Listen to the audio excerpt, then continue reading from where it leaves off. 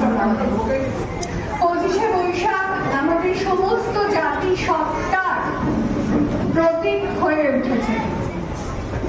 আমরা যেখানে যাই করি, সবাই পিতা বলে, প্রভু বলে তাকেই জীবনে গ্রহণ করি।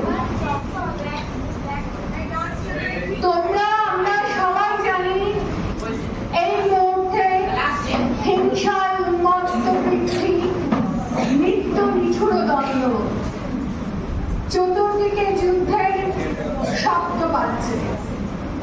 সেখানে আজ আমরা স্মরণ করব শান্তি দূতকে।